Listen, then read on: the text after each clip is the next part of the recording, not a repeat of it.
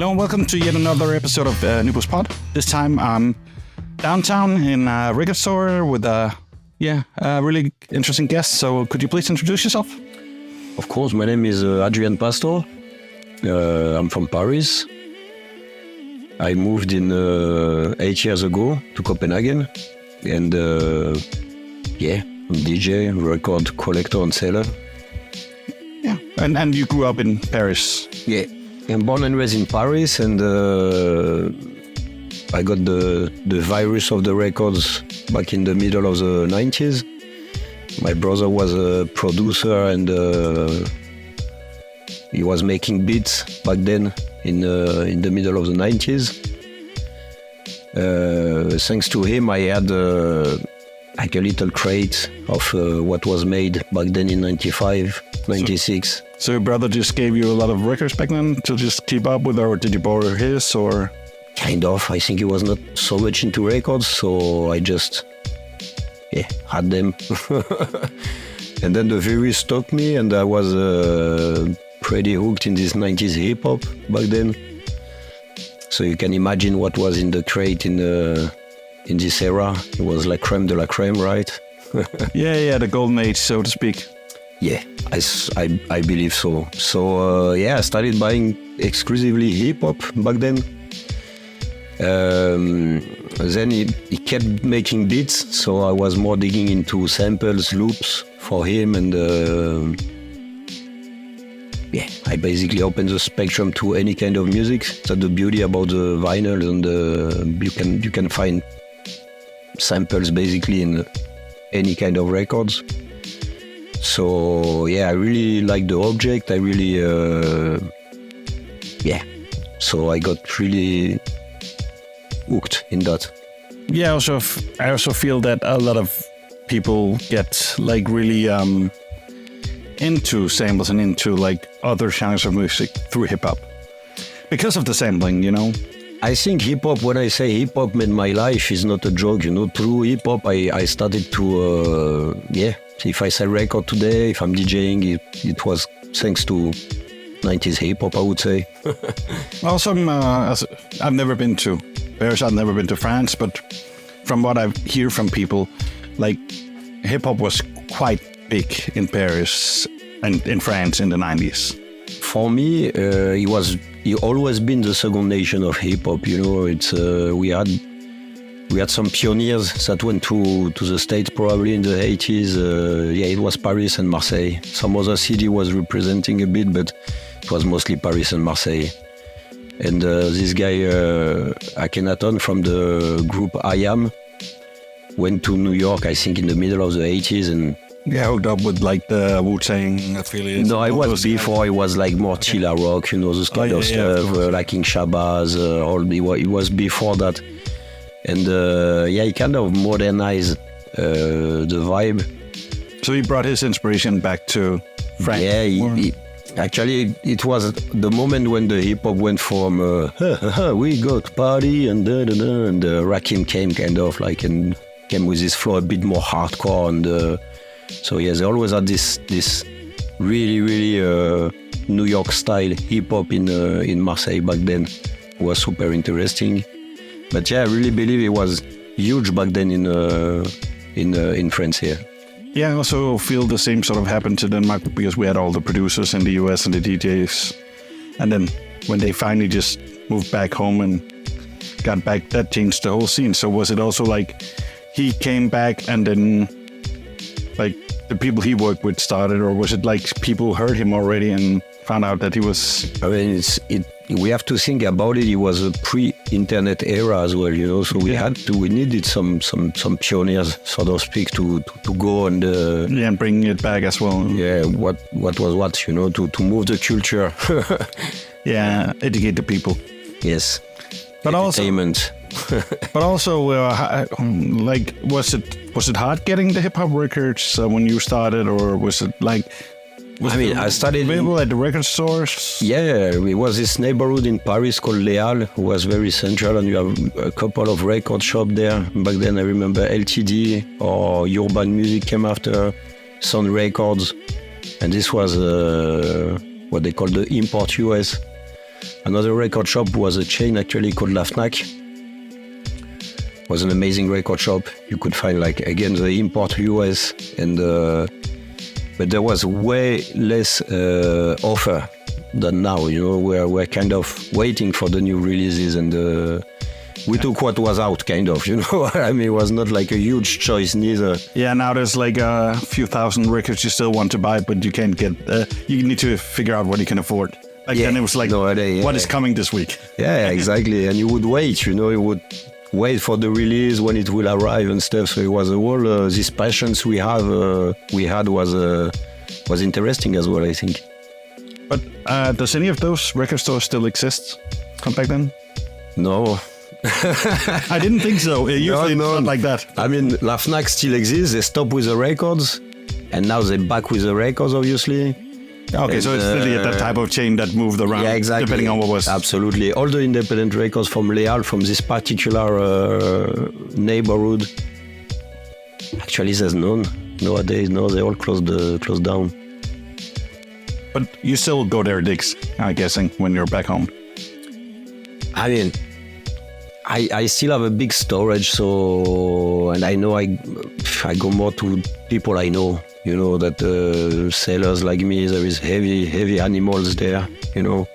Yeah, there are also so many people now having way more records than a lot of record stores do. That's kind of absolutely. In the record shop, it's getting less and less funny, I think, in Paris.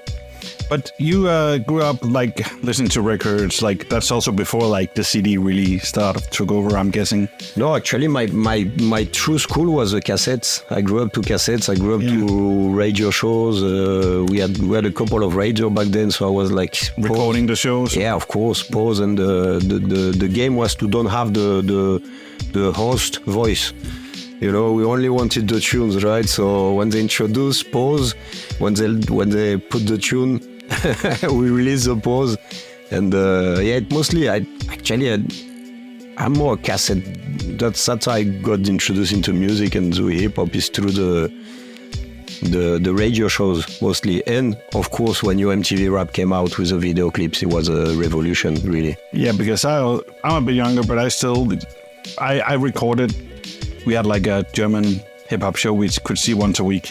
I didn't have MTV. We couldn't afford it where I lived. Was it Viva? Or? Yeah, Viva. That's why I had that, like, where they also just actually played one track from like a 12-inch or album that didn't have a video every week and stuff like that. Wow, that's nice. But it was also just that I used to record the whole show and then record all the tracks down to my cassette tape. Yeah. And listen to them on the way to like back and to school. So that was like an interesting way to do it. But also I'm guessing mixtapes became part of it since you're talking cassette tapes. Absolutely. And you know, you had some really good like mixtape DJs in the 90s. Yeah, I mean, one of Killer especially being well known for his. Exactly, that's what I got them here. So this would be, for example, when this came out, this was crazy. It's DJ Cut Killer, and basically everyone who was in the French rap back then was on this tape doing freestyles and yeah. Yeah, and I think a lot of people outside of France actually discovered a lot of the French rappers through that. Cut Killer was amazing. Back in the middle of the 90s, we had as well a distributor called Pass Pass, who was bringing all the Mr. C, Tony Touch. Yeah, you could find as well those cassettes in Leal. It was 50 francs. Yeah, now there are quite more. Yeah, some are pretty collectible. Yeah. So yeah, I grew up more through cassette before the records actually. So at what point did you start like putting tracks together or like mixing, thinking it should be DJing or just playing stuff? It's a very expensive hobby. Right? Yeah. So we are pretty broke. That's why I started so late. Exactly. So first you start with a shitty turntable, you know, and then you can afford the techniques and you know, and an actual mixer that doesn't bleed every time you try. Exactly, the famous black DMC, you know, or the good Vestax that came out afterwards, you know. But this was like really step by step. So before to you had to respect some steps, I think, before to dare to put to start mix and stuff and to go out there. But it was more like since we had records, me and my friend would go and play on parties, private parties for free, and basically people called us because we had records. That was the thing. Well, that's also this is a good way to start, because that is generally just being a DJ. Absolutely. House parties, crazy house parties in Paris, yeah, of course. Yeah, and at least being a selector, and then you can say part of DJing is also getting all the other things like the mixing and stuff like that, but it's a good way to start. Yeah, but what I meant in the meantime, when I started like collecting records to the actual point where I had like 2 turntables and a mixer, and it was maybe a decade, so... Yeah, same for me. I didn't, because I felt that you had to have all those things and had to be doing it a certain way. I was also like in my early 20s before I started DJing. Like, I think it was 20. Yeah, same for me. But the big thing was before as well, we would make cassette to each other. Yeah. Not even mix. Some of my friends who were equipped would make the craziest mixtapes, like for friends, like we would exchange cassettes and stuff. And but yeah, it took time to go out and play out and DJing. Yeah. But yeah, so you were DJing with your friend in the beginning, you were saying, yeah, a bit. So how did it evolve from there? So like you were already collecting records a lot, I'm guessing. Yeah. By that point. Yeah. Mainly hip hop still at that point? Yeah, absolutely. Almost only hip hop to start. And what year are we talking roughly here? I would say middle end of the 90s. Yeah. So when did you do your first like mixtape you put out yourself? I mean, I rapped back then. So I would say the first mixtape is a mixtape I rapped on maybe in the, I would say maybe 2000, early zeros. And after I didn't really do the mixtape with my tracks. Then came SoundCloud, all those stuff like digital. Yeah, maybe I have it actually. Yeah, but you have, because I remember you do have like one tape, right? At least that you did yourself back then. This one I made. Well, I didn't made. It was a friend of my big brother, but I'm rapping on it actually. And this maybe is one of the latest mixtape that came in France. Yeah. Yeah, it might be early 2000. And yeah. But how did you get to start rapping? Was that just through the same parties or the same people, or? No, again through my brother. He was making beats for this dude called Nespunta. He's a guy we grew up with. Was a really, really nice rapper. So they were rapping basically in his room. He had back then a Casio keyboard, not even sampled.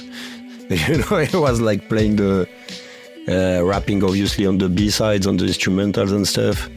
So this dude, Rashid, was a super nice MC, and I was the little brother, so watching them doing this, and so I started pretty early. Actually, I really loved that, and yeah, but this was not the same. I should distinguish as well, like the hip hop, the rapping and the DJing. It didn't came. I started by rapping actually. It was more like me being with my big brother basically, and seeing them doing this. Getting inspired. Totally getting inspired by them, and so yeah, I got to rap in this mixtape, and yeah. But that's pretty good still. Hi. Yeah, there's some customers coming in, so maybe we should we listen to some rap from we could do it for sure. Yeah. I mean, it's been ages I haven't heard that. Maybe it's a bit cringe and embarrassing. Let's see.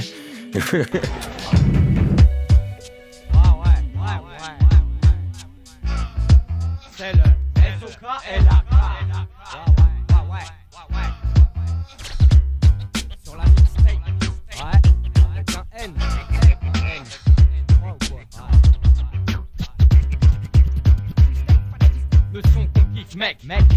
sec. Je suis pas là pour donner des leçons, car chaque minute le son. L'hiver s'approche, l'été s'éloigne. L'ivresse dans la caboche, au match, témoin du mal. Trop d'avocats du diable, pas vanne.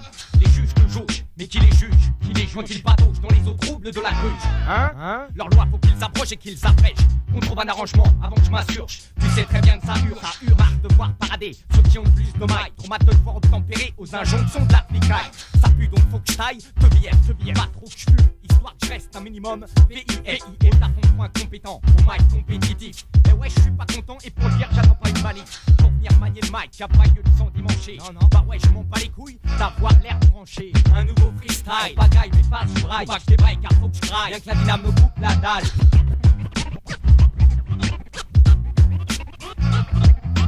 Un nouveau freestyle, bagaille, mais pas je braille. Faut pas que je débraille car faut que je graille. Bien que la dyname me coupe la dalle.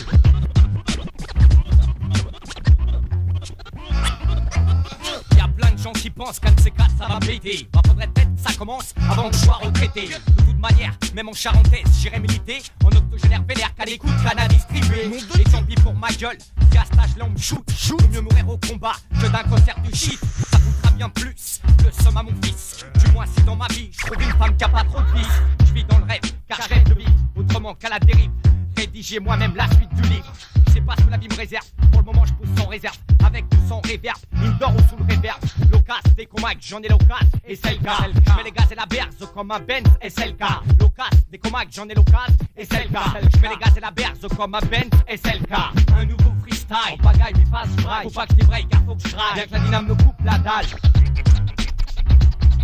Ouais, génie sauf platine. Un nouveau freestyle, bagaille mais pas je braille. Faut pas que je débraille car faut que je graille. Bien que la dyname me coupe la dalle. L'artisangue à la prod. J'en place une pour Trade Vibe, Jungle Film et Caliman. CO2 activité et bien sûr la Nixam. Ouais, SOK et l'Académie, soi-disant. Ouais.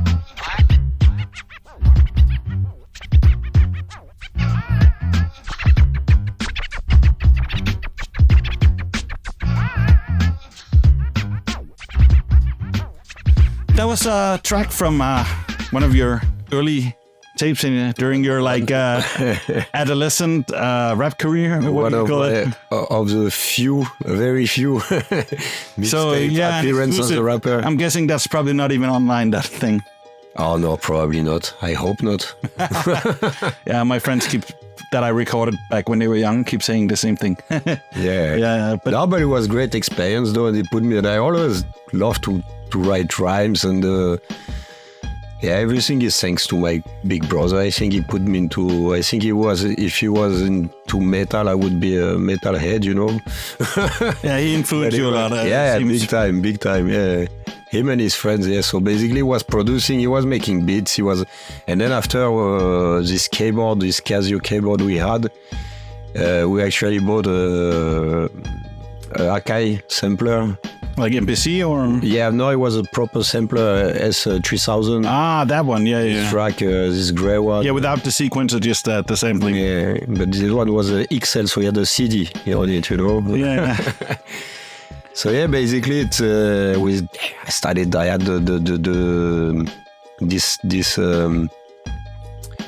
this thing with the breaks, with the samples, and with the digging and finding stuff for the beats that he could do something with. Absolutely. Yeah. So that got you into discovering, I'm guessing, a lot of other stuff, and I'm guessing also a lot of French music, because they're... Yeah, we actually did a project with my brother called Tour de France, where we only sampled French music. It's a huge patrimony, you know. It's there is all kind of music in French music, from sci rock to synth pop to even the pop, the chanson, and all the stuff. So yeah, we released a beat album only with French samples, actually. Tour de France. You can check. This is online. Just instrumental, or just instrumental? Yeah. Yeah, nice. So you're discovering hip hop. You're discovering a lot of stuff. At this point, are you also moving more into getting out and DJing and mixing, or is that... Actually, it's I started by rapping and searching for samples, and I guess a few years after, when you start to have a lot of records home, and again, it was people would call us because we had records, basically. It was, that was the thing. You had records, people call you for house parties or whatever. Yeah, if you have good taste and they feel that they trust your curating, or you just have other one that has records. That And we were playing, of course, a lot of hip hop, but not only. We always would play like some soul funk, and I always played Latin music as well. I'm still very fond of Latin music, salsa, all this stuff. So it was a good mix, and this would be start of the 2005. But you were still DJing with your friend. Yeah, we were digging, and then it came by waves, and I stopped a bit with the digging. I think I had a big break at some point. And I made a label with my brother back in 2008. So we were more focused in that. Was that the Still Muzik thing? Yeah, exactly. Yeah. So let's talk a bit about that, because I don't know much about the whole story of that. So you created a label that was to like release some of the things that your friends did, or he did? Actually we wanted to do, first we started by we wanted to do like a platform. So we started by a website, and we wanted to try to be generalist, which was a big, not a big, but a mistake at least. I think you have to stick to what you know best. It's best to have an identity. So what we knew best was hip hop, but French hip hop was a bit hard, to tell you the truth. Back then, it always been a bit rough. And it was a bit complicated to produce this. So we just did instrumentals. But that was also just when instrumental hip hop was starting to like take off. Absolutely. Like in the early, like when it was really starting, that people could see that they could actually just release instrumental stuff. Yeah. And do the beats where they didn't need to have space for rapping. That's why actually our evolution. That's exactly. It's like instrumental hip hop would be enough by itself. So this was basically a new thing we discovered here. Or I mean, at least I discovered through the label, and again through my big brother by making beats. So beats would not need rappers anymore, almost. So that's what we did. So after we only did releases of beat music, instrumental. So we did some. But who was the first artist you released? The very first release is this one. It's an amazing producer called Quetz. Yeah, who changed his name to Al Quetz. To Al Quetz, exactly. So after this was the first one, and after we made this one, we made as well another album for Ella Quent, amazing Canadian producer. Yeah, who has done some crazy stuff since as well. Yeah, crazy stuff. So yeah, we started with that, and it was going pretty well. But it's hard to have a label and to keep the streaming. We always sucked in promo, in marketing. It's a whole part we didn't really. And it's such a big aspect, I think when you have a label, either you have artists that already come with a fan base, with a big fan base, so they can. They don't start by nothing.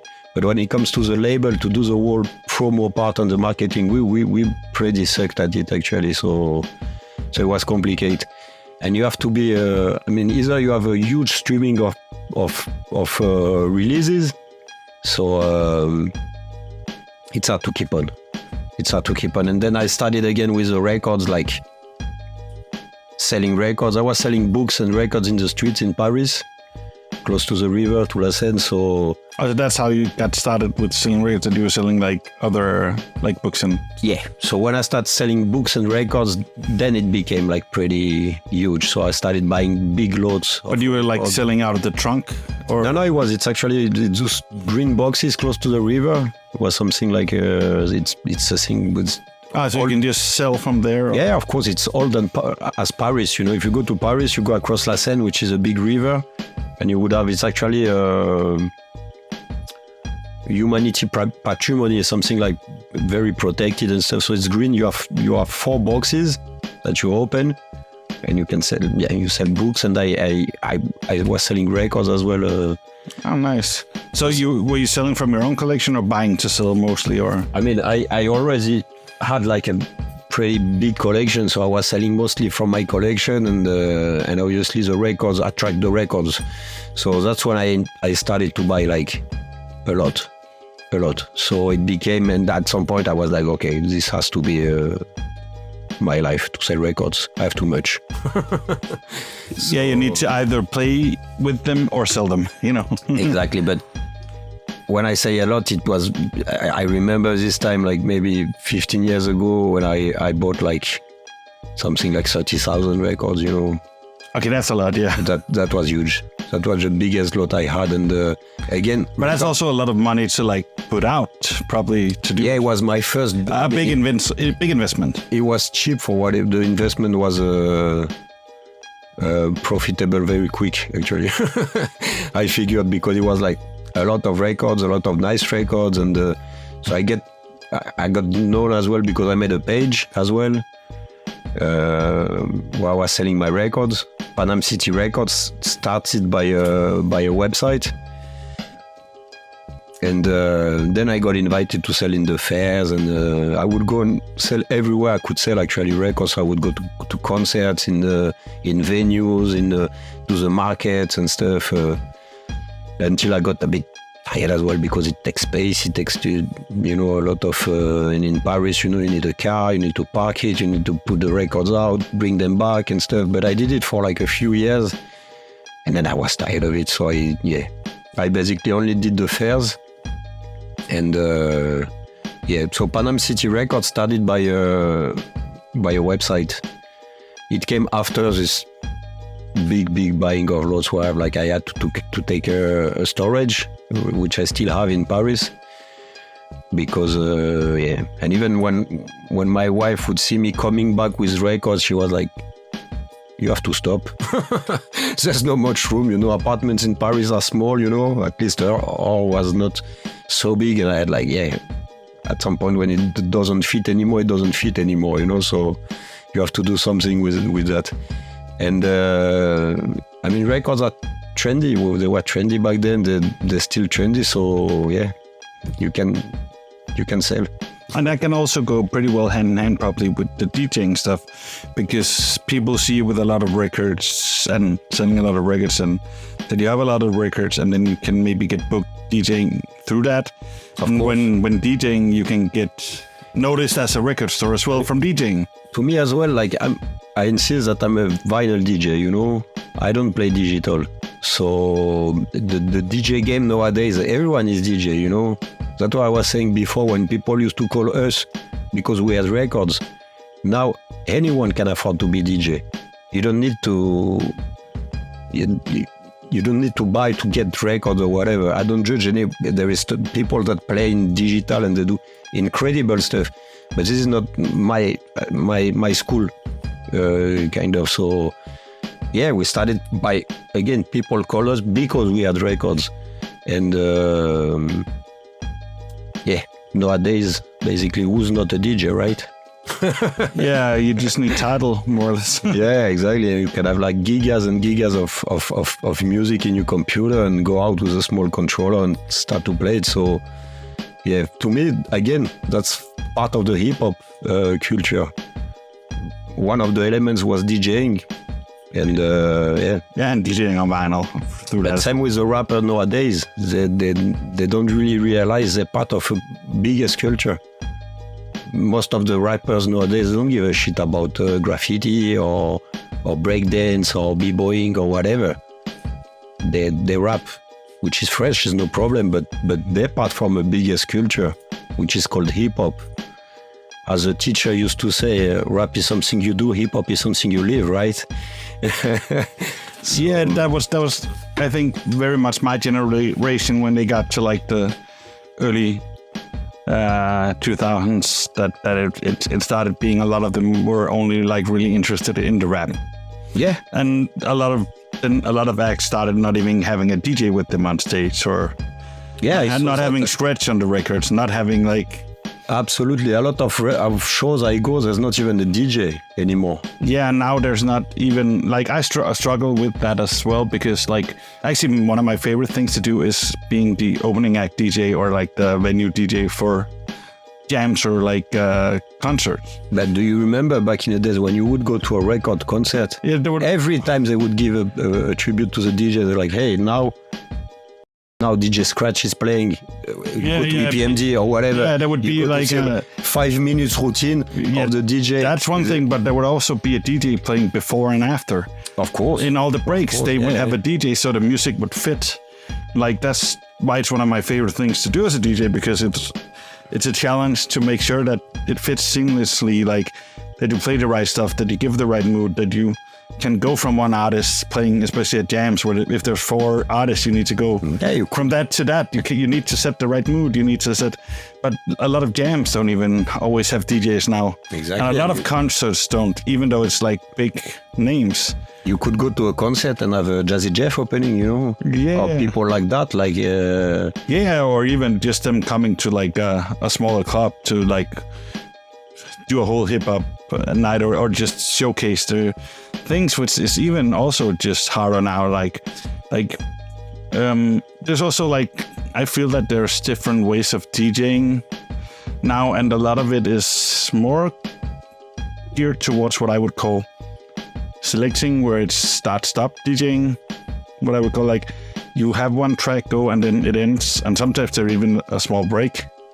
and then you start the next record, then you play the whole record, and then if you're lucky there's not a break and it just starts straight away. As well, because to call yourself as a DJ for me has always been hard, you know, but I had this debate as well with French that called themselves DJ in Paris, you know. Yeah, and I was like, to me, DJ, because when you have to be humble when you see some dudes, when you see what they do with 2 turntables and a mixer, you know. Yes. Yeah, to me, I was always, to call yourself DJ, actually, my name when I go out, I was called, maybe I was pretentious DJ Adrien back then or whatever. Now I'm called Adrien Pastor, because to put your name DJ before, you need to have some skills, I guess, you know. That's very true what you say, but I mean, I would always be amazed to see as well an incredible selector bringing like incredible jams that I never heard. Or we also, you don't need to underestimate, because like selection is by far the most important part of DJing. Absolutely. It is, but to me you also need to beat mix. You also need to, like, at least probably if it's doing hip hop, you don't need to be the best scratcher, but you need to be able to just do the like cut in and stuff like that. Or mix at the tempo. Or do all the beat mix stuff and do all the like, and be able to mix in key, be able to mix in tempo, just not go from one tempo to the other, and like all that stuff that sometimes happens. So it's always a debate, but that's, and all that stuff is of course harder with vinyl, because you don't have any cheat codes, you don't have any, you know, the needle jumps a lot, you have all that stuff. But back then you would drive mad to make a mix, you know. Yeah, before the BPM mixers, or as you say, like when you see, I remember when you are having to count for a minute and know how much it was during a minute. Put like the pitch -1,2, you know, like to be like. I remember I used to do those lists when I prepared my plus 2.6. You know, I mean the pitch to be shit. I somewhat still do that, but the problem is, then you go to another record, play another turntable. It never goes to the fits center. Anyway. I just change it to like around 2, then listen what is there, you know, more or less. Because you know, it's a circuit. I've also like when playing, because I also have played with Serato vinyl. Sometimes I actually have had to put like some sync on it, because the pitch of the turntables are just so off that I never am able to find the actual pitch. So that makes it hard to mix. But especially then if you're on vinyl, because I remember, like, a lot of my live shows, even doing live recordings, you never see like a vinyl mix that doesn't have like small flaws. Of course. From nobody. Yeah, but at least. But that's also something I like. Of course, it's alive. Yeah, that's the same as seeing digital, it's exactly that's the same as if you see a concert live. There will always be like small, like things the same and going wrong, of course. That's part of the live thing. Yeah. Yeah, exactly. So I think that's where it gets to be a dope experience. I also like at one point I didn't really want to do all the mixtapes. Sorry. That's okay. I didn't really want to do all the mixtapes, like all the energy it took to do the mixtapes. So I just started recording my live mixes with all the errors and just uploading the live mixes because I felt it was still like a good mix. Of course, and people could know that because it was live, it was okay that there was like those small feel errors. that when you hear it as well, so it's yeah, and it was okay that there was those small errors because it was live. So I think there's like that whole, apart from the whole tactile thing with like feeling it, but also I'm guessing for you as well, when you pack your record bag, you also bring a lot of stuff that might not even be on stream, that people might not even know, because it starts to get harder to find. Yeah, of course. I mean, I tend to bring like pretty rare stuff or interesting stuff that you want, but almost everything is online now. I feel a lot of hip hop, at least, is still not online. But there are also a lot of breaks that are not. But then there's probably some tracks with using the break online, of course. But what do you like? Say you are doing a mix. What is like the most important thing for you when you like select your crate? First, do you like themes in your head, or do you like just think of vibes? Or no, I got the chance to play whatever I want, you know. Yeah. So which is good.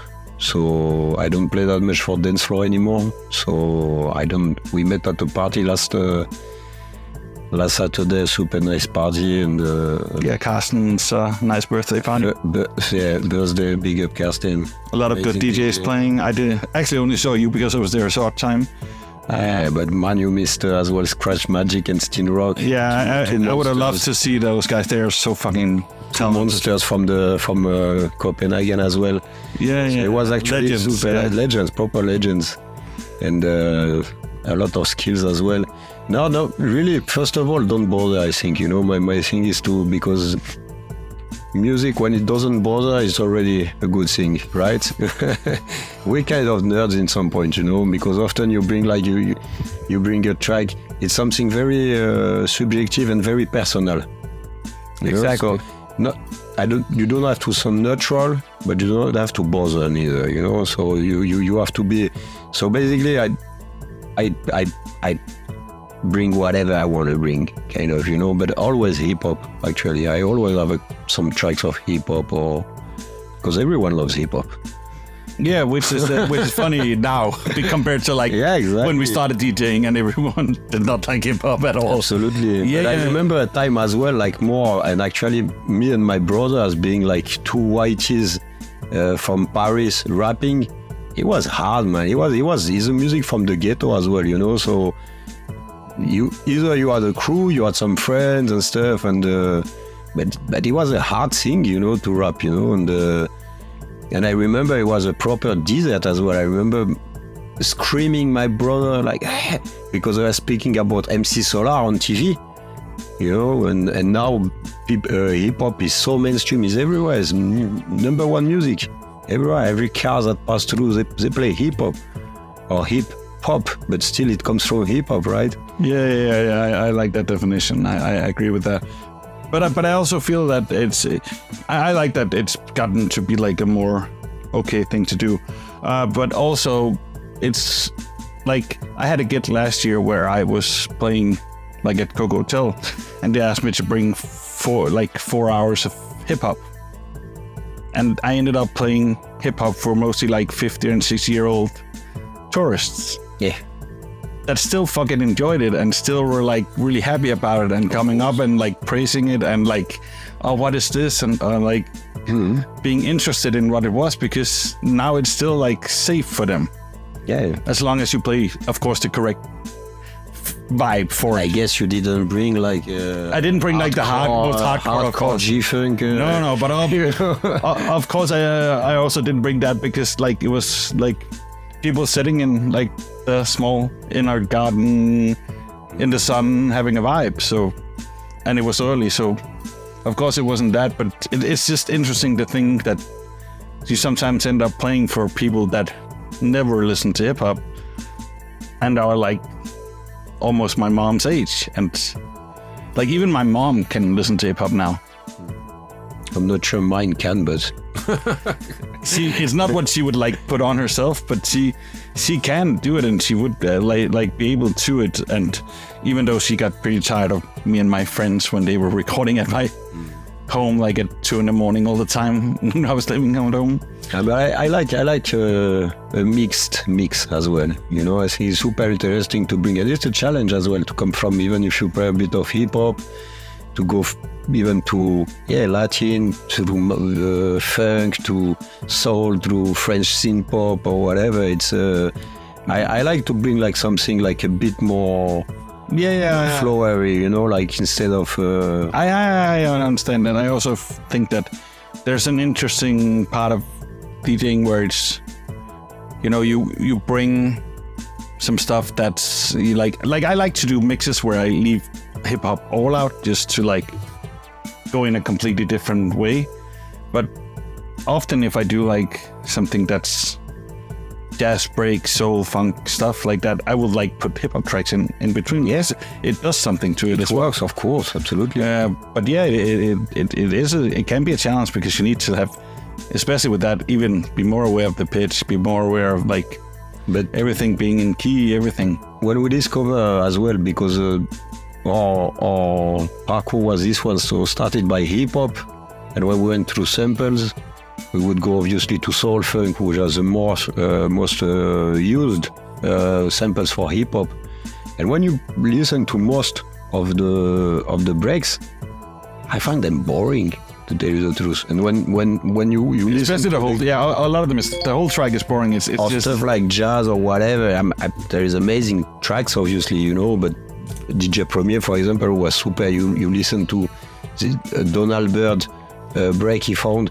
It was on the 6 minutes of the track, and the tracks before was a bit boring, and he found this 20-second break or the 5-second break was incredible, and make a track for Group Home, and Group Home killed it, for example. And I agree. I know a lot of DJs and even just record collectors that collect a lot of the breaks, like the whole record that has the break. I don't really do that, because I agree often on that whole record, those 5 seconds or 30 seconds is the only thing I think is good. An example, Bob James, he made amazing tracks, and he made a lot of elevator music, if you ask me. You know, when you listen to this track Shambouzi that Rakim took, well, Primo took for Rakim, the intro is insane. The rest of the track, he lasts 10 minutes. I mean, it's boring. At some point, you got like them. Or what's his name? Charles, the French dude that Charles Trenet. No, Charles Navor, sorry. Yeah, exactly. That Dr. Dre and those guys sampled or interpolated. And I mean, Aznavour is a big singer, you know. It's not like. But to me, a lot of the tracks are also boring. There, you know. I mean, totally get it. Yeah. They often have like a nice intro, but the same thing. There are a lot of Danish legendary breaks where their record is fucking expensive, but the only thing good on that fucking Shubidua record is that fucking drum break for 10 seconds. I'm not gonna buy a fucking record to have a 10-second drum break. I mean, this one is pretty cheap if we speak about the same shit. That one is not, but you know what I mean. It's a good example, but hey, you're so right. That's. But I don't even want to buy it because I don't even want to take enough space because I don't have space for my records. And this drum break lasts 20 seconds actually at the very end of the of the side. It's the whole thing that I would rather like, even just for the taking up the space at my collection. Because I only have that much space as well at home. Like, I don't have the record store here that everything can also fit in, or a storage. And so I just have I can maybe have 2,500, 3,000 records at my place. It's not bad. No, it's good. It's not a small but that also means that I have to be quite selective with what I have. But to me, rap is sublimed as well. this, you know. That's why I figure out as well. So going through, to the soul, funk music, jazz, because this was the step. So hip hop brothers to soul, jazz, funk, and when you took this very short part and you sampled it, and you bring those rhymes, it was a proper revolution. I guess our parents had the Beatles, you know, and we had hip hop in the 90s. Again, your MTV rap, all those stuff, and the pre-internet era. So you would see as well the image when we saw the first time like this Bring the Pain video clip of Method Man. We're like, what the image was so strong, you know, like 20 black dudes in a subway, disaffected with graffiti and with a toothbrush in the mouth and with this crazy style. With I never understood the fucking toothbrush. This was the style, but all this image, all those details were like, for us, it was a revolution, you know. The Spike Lee movies as well, you know. First time we saw Do the Right Thing, the Jordans, all the and hood everything. movies, especially. Boys in the Hood, or after Menace, when Menace came, all those stuff is. I don't know. We relay a lot to this actually back then. But also in France and especially Paris, I feel like as far as I know, wasn't it also like just a huge voice for the youth and the revolution and like the pain in the ghetto for some people? Again, it's a ghetto music, so there is a lot of ghettos in Paris. So I guess it was there have been a big echo, and I think as well in Paris, we had this connection with New York. There was this thing very urban. Then I found out about the whole West Coast and the whole G-Funk, which we are very fond, you and me, right? But before, I don't know, I saw this kind of connection between Paris and New York, because it has this side like very urban as well. There are some crews in Paris, mostly in the suburbs, who are super West Coast. But we didn't have the sun. We didn't have houses. It was mostly buildings and stuff. So I don't know. The ghettos were more like the ghettos in New York as well. I mean, so it's not the same scale, probably. No, but you know what I mean.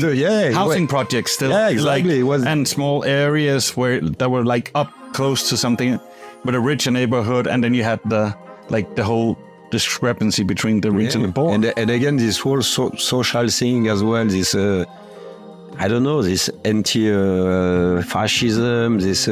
He was conscious as well. So I think we were a bit politicized as well, you know, so this whole politics side as well had an echo on us. So to me, non-music would do that, you know. You would have like the French variety or the French pop, you know, would speak about basically nothing, you know. Or she left me, but I loved her. Some flowers. When this dude was speaking about like, the police brutality, or a whole building is on fire, and stuff like that you could more relate to, or racism, or even the movies like Lion, or how you pronounce it, I don't know. Lion, like it's also to me a very hip hop movie. Absolutely, totally, and like the whole thing, and it inspired so much hip hop in Denmark even. They inspired a lot of even in cinema. This movie went international. Yeah, also like there was a movie made like in the early 2000s, and also a movie made in like 2015 in Aarhus, that are both like just so extremely, you know, inspired by that. Like one of them is more or less the Made in Denmark is more or less just a Danish version of Lahain, where it's like also following one day in the life of the guy, and the other one is like referencing it all the time with the posters, and they're trying to rent the movie, and then someone is saying, "Oh no, our friend's playing white movie, we don't want to watch that." And two things about Lion: it came back in 1995. We're in 2024. What is it about Lion? It's about a cop killing what have changed in nothing, probably in 30 years. I don't think anything changed. So basically, you still have cops killing young ghetto youth. They still don't get convicted, the cops. So basically, in 30 years, it still has an actuality, this movie. Yeah, and also another theme for the movie is also like having nothing to do and having no purpose. Bored, yeah. And the other thing is a crazy soundtrack of this. And also, as far as I remember, really expensive, the vinyl. Yeah, now it's complicated one. Yeah, that's But it was every penny because there is not one bad track and. Yeah, and just the whole scene with Cod Killer doing like the and with the fuck the police and his thing, or like this scene is incredible. That whole scene also cost.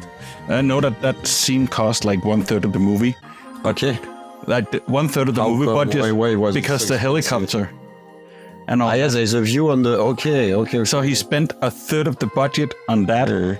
Just because that whole, like having that so hip hop scene and having that message through that was so important for him.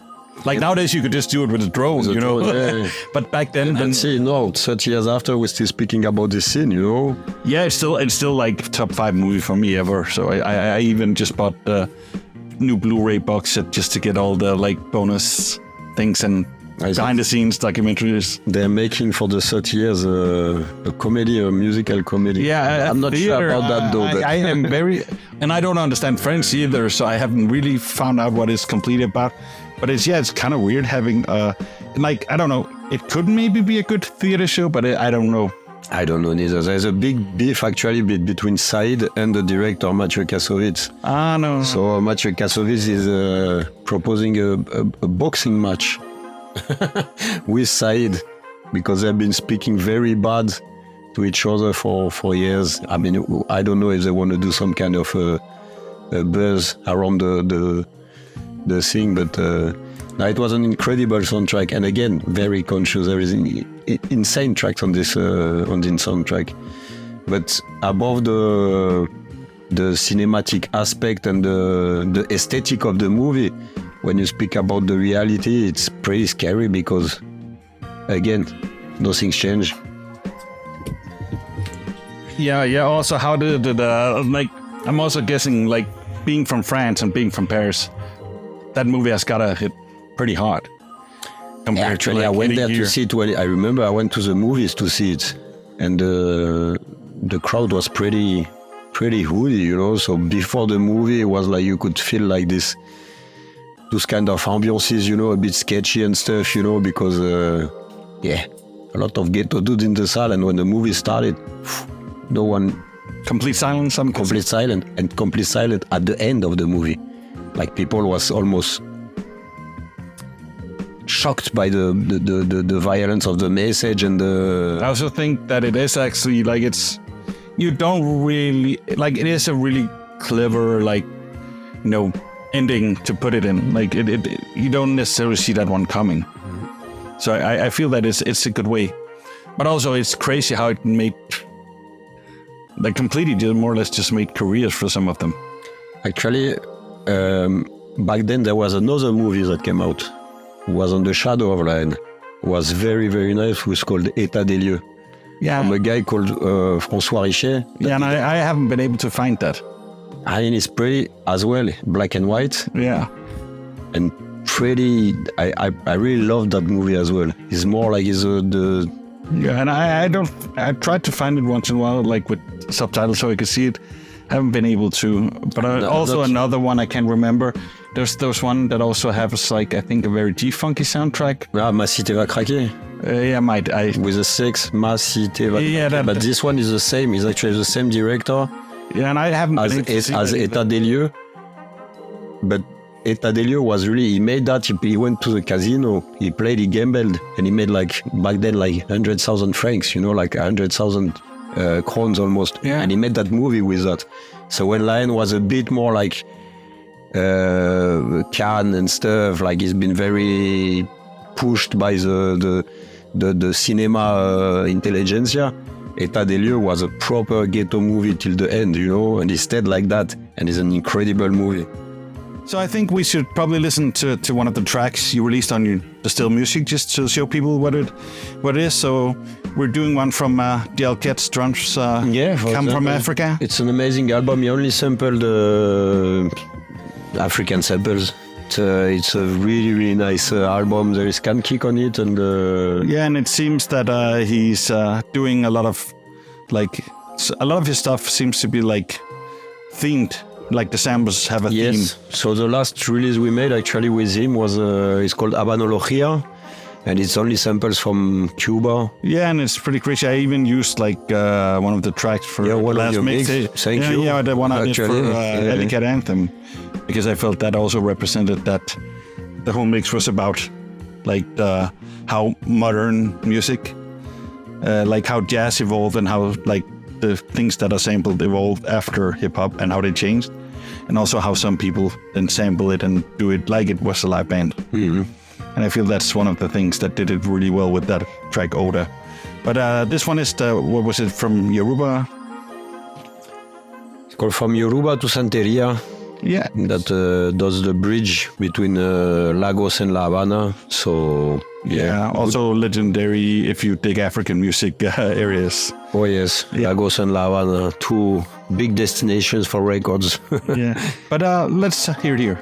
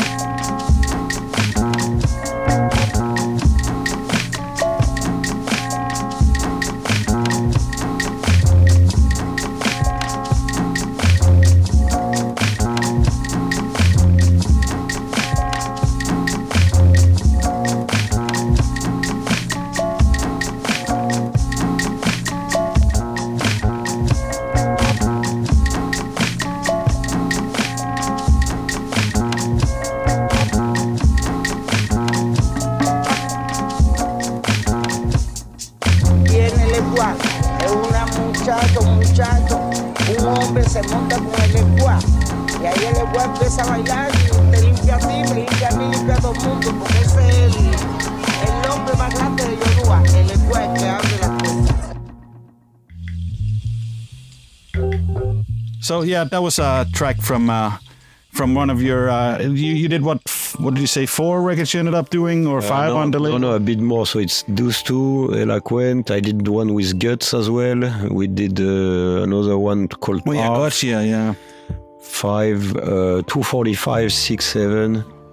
We did 2 postcards, vinyl postcards actually. Oh yeah, postcards. Yeah, I love postcards. No, postcards, proper postcards. Oh, with, you mean like flexi plays... discs? Or no, it's not flexi. It's a proper postcard with a track on it. That you just did the groove in. So one with a guy called Sampling, and another one with Eloquent. Oh, that was a good idea. I haven't really seen those. Yeah, it was pretty funny. I think I kept somewhere. I don't know where.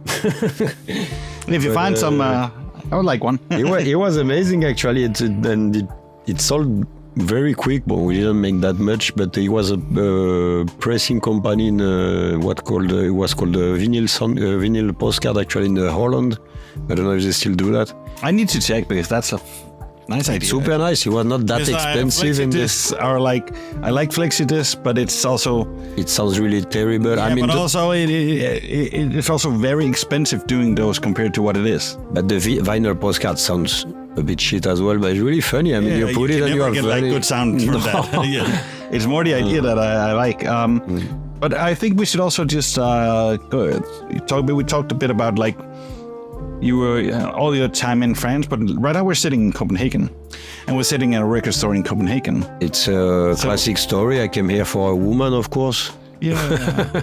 So my wife is Danish, but I met her 20 plus years ago, and we lived in Paris for some years, and she wanted to come back. I was good with the idea as well. And you've probably been to Copenhagen visiting a lot with her. Yeah, I've been coming with the past 20 years. Actually, through my label, I got to meet most of the record shops in town. Yeah, and that's also sort of how you ended up getting this place, right? Yeah. Because you knew some of the guys who had also had record stores. I mean, when I used to come through the years, I always would carry records from my label. So I would go to all the record shops here in town, and I got to meet Casper, who had this super nice record shop right on the corner here. Yeah, I actually always came over from Aarhus to just visit. It was amazing. He had super nice records, pretty cheap and stuff, and it was called Good Life Records. So I got to know him. So I started working first. When I came, I wanted to stop with the record actually when I came here.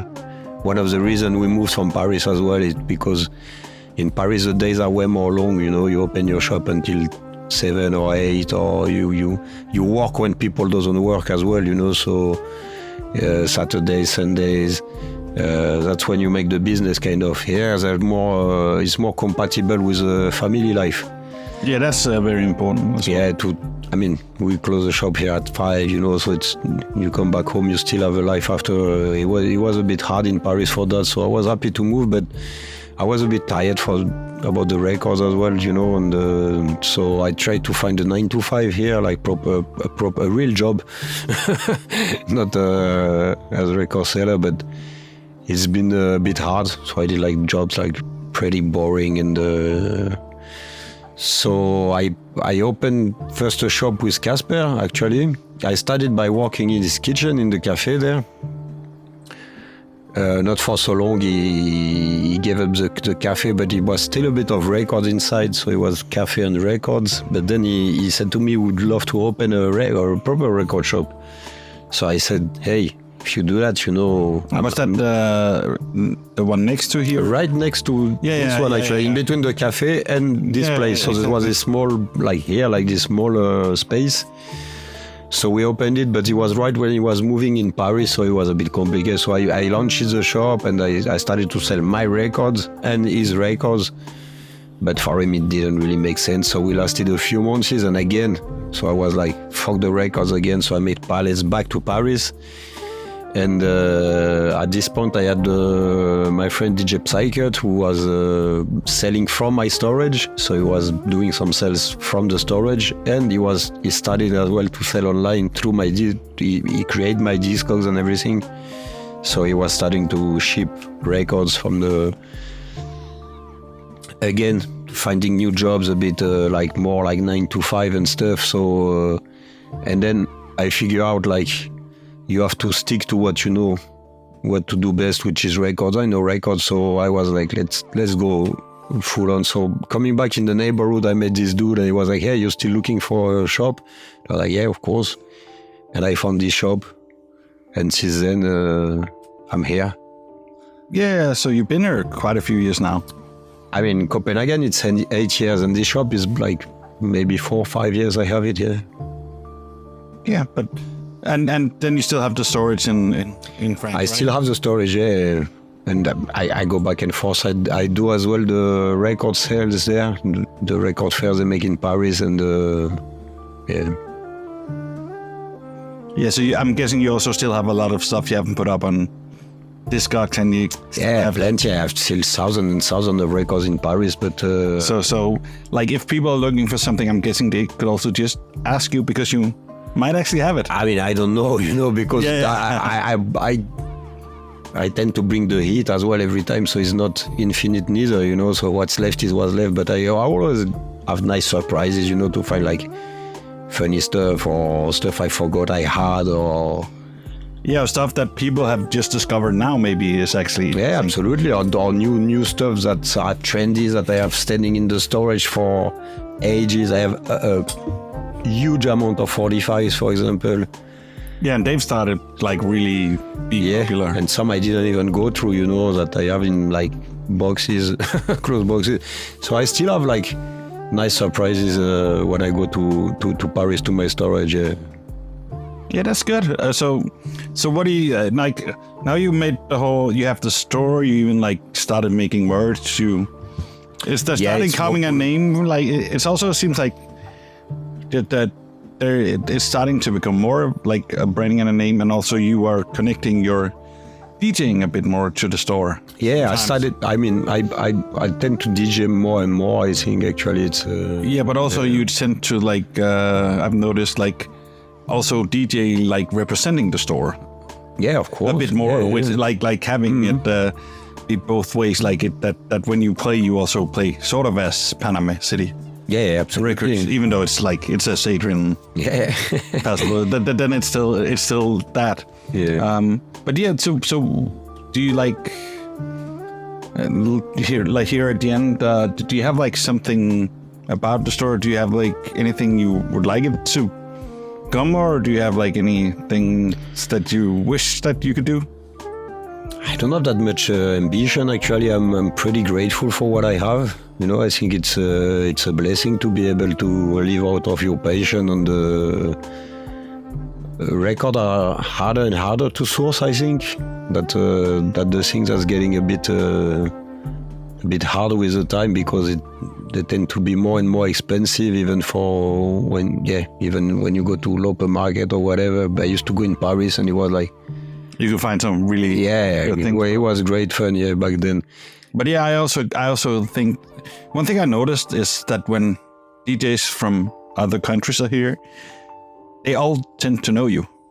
Like they all seem to know you, or you. Yeah, that's a good thing. Yeah. But I guess So they've all either like been here to the store before, or know you from like somewhere else, like, or know you from back in France, or like even when like Crime Apple played and like Brown was here, and DJ Brown, big up to him. yeah, Super that nice was like, dude. oh, I know that guy. Yeah, he actually came to the former shop I had, and we follow each other on Instagram as well. So I try to promote as well the shop through Instagram. And but I was still like, it's been interesting. I see also like your stories. You have, like, I see a lot of other DJs that I follow when they're here, or you post that they're here. It's great. Yeah, let's hope it keeps like that. Yeah. But yeah, most of the French DJs as well, when they come and play here, actually, my name Paname City Records is after this very first auto-produced compilation made by DJ Dynasty. French legend, was the first one to do the block parties in Paris back in the 80s. Yeah. And he made this first hip-hop auto-produce. It's called Paname City Rapping. So my name is after Paname City Records, and they're now doing a reissue for the 40 years. So it came out in 84. And it's funny because he tried to sell this, now the original goes for crazy money, it's pretty rare. But he actually burned them, because no one wanted them back then. Oh yeah, that happened to a lot of records back then. Right, so it's a super collectible record, and now they're releasing for the 40th birthday of the Paname City Rapping. So maybe DJ Dynasty will come and sign some records here for the reissue of Paname City Rapping in Paname City Records, hopefully in June. Do a little set. That would be great. This guy is a legend. He's a legend. Parisian. I'm a huge fan since I discovered him in the 90s. He was, But that's nice. It's good that like it goes like full circle that way, sort of. Mm-hmm. That the whole inspiration for you seems to be coming back now. Yeah, absolutely. It goes round like a record, right? That's true. So yeah, I don't know. Do you have anything else you would like to let the people know, or? No, I'm here all afternoons of the week if people want to come and dig and meet and. Yeah, and you can find it on Instagram or like on Discogs if you want with Paname City Records, and also like follow Adrien Pastor on. Yeah. I don't know if I pronounced it correctly, even your name, but good, perfect. But on Instagram you can also see where he's playing. You usually also post whenever you're playing. Yeah. So people can know that. So yeah, thanks for having me come. It was a pleasure. Thanks getting to know a bit more about your story, because we mostly just end up talking and nerding records. Absolutely. It's nice to go a bit further with that. So thanks for having me. Thanks to you, Jesper. Thanks to hip hop. Yeah, exactly. Big up to hip hop. Peace out.